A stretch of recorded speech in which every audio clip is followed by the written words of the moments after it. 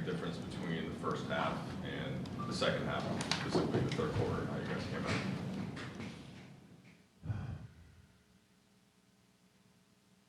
Made some shots. Our inability to get defensive rebounds was the difference in the game. With the, obviously it's 18-10 is the differential, but what did you see as, other than, Adams and the impact and Thompson, like what was the reason for the difference there? I think a little bit of it is will, and Adams is a guy I played with, and I know he's like a tree down there once he gets position, and it's hard. I thought certainly Jalen Green's shot making was huge for them, but Thompson just killed us all night, whether that was in transition with his cutting or on the offensive glass. You guys are down 3 with 7 seconds to go. Max is trying to inbound it to Didn't execute. We have actually 4 ATOs we didn't execute, and that's shocking to me. So we came into this game number 2 in the league in PPP on ATOs. We've done great all year.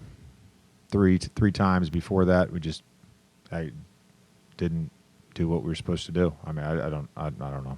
That's hard. You guys had a timeout there, and it looked like LeBron was signaling it right before Max inbounded the ball. Was there any discussion with you and the referees about why it wasn't granted? No. There was not a discussion there. I think a lot of times they're the closest guys generally looking at the inbounder.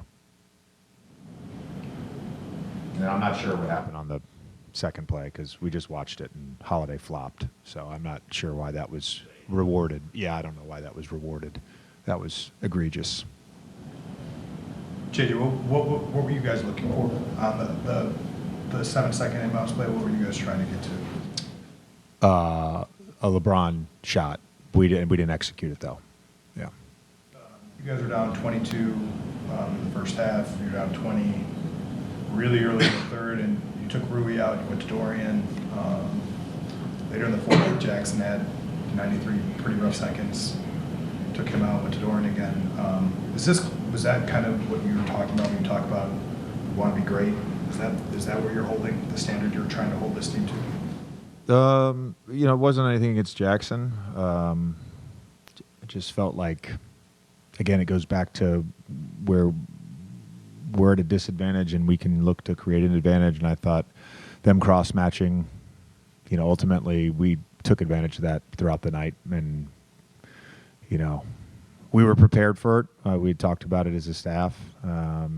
Once the guys sort of recognized what was going on, like we got great shots from that. And, it wasn't like, again, Jackson was fantastic against Portland. It's the Finney Smith thing is just it gives us the option to play small at times. What about with Rui at the third? That was just to get him out of the game, get him a mental break for a second. I told him when he came out, I said, "You didn't do anything wrong. We'll get you back in." I thought he was great when he got back in. What did you like about? I mean, was it simply shot making, or what did you like about?